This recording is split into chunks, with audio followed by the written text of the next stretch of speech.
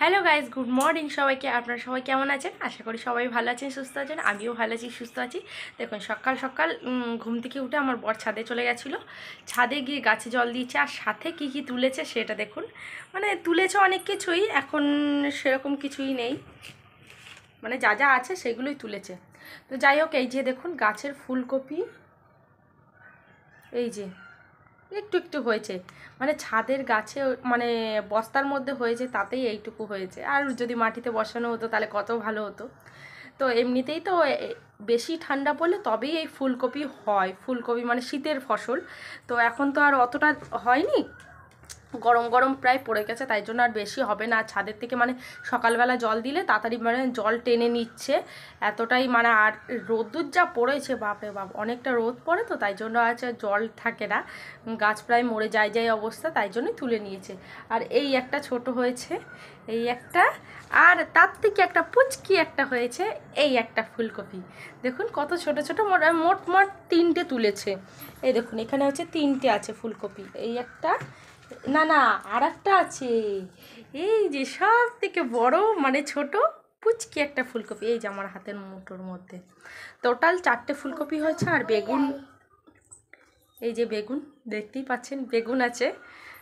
তো টমেটোও তোলা হয়েছে, এখন আর নেই, মানে সব ফ্রিজে তুলে রেখেছি, কারণ কি একটুখানি বেশি লাল লাল হবে সব কটা, তারপরে আমি ওটাকে চাটনি করব।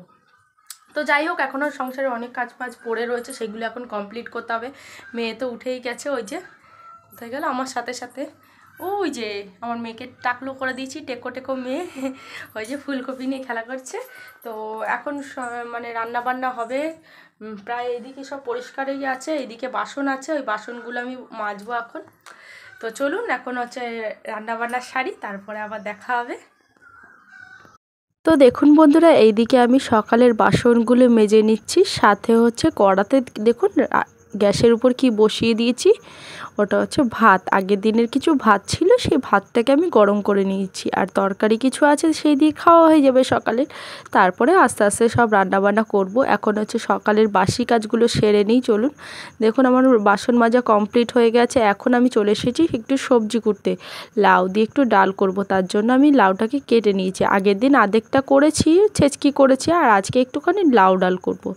তো লাউ ডাল বসিয়ে দেবো, আর দেখি বর কি নিয়ে আসে বাজার থেকে সেইটা করব। আর পাশে আমার মেয়ে চলে এসেছে দেখুন, একটু উৎপাত করার জন্য, তারপর আবার চলে গেছে।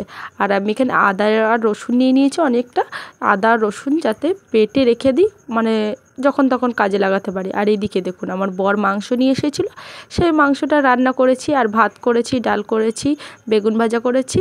তারপরে রান্না বান্না সেরে নিই, তারপরে আমি চলে গিয়েছিলাম একটুখানি জামা কাপড় কাচতে, কারণ এক বালতি মতো জামা কাপড় ভেজানো ছিল। বাথরুমে বসেই জামা কাপড় কাচছি, কারণ আমার কোথাও জায়গা নেই, এক ছাদে আর বাথরুমে ছাড়া আর কোথাও না। শীতকাল হলেই ছাদে যাই, আর গরমকাল হলে পরে বাথরুমেই কাচা ধোয়া করি। আর এই দিকে দেখুন, ঠিকমতো আপনারা বুঝতে পারছেন না, আমার ছেলের হাতে ফোনটা ক্যামেরা ছিল, তাই জন্য ভিডিওটাও ঠিকমতো করতে পারিনি। আমি এইখানে পাখা পরিষ্কার করে নিচ্ছিলাম, কারণ ছাদে মানে গরম আসছে না, পাখা চালাতে হবে, আর পাখাটা নোংরা থাকলে ভালো লাগবে না।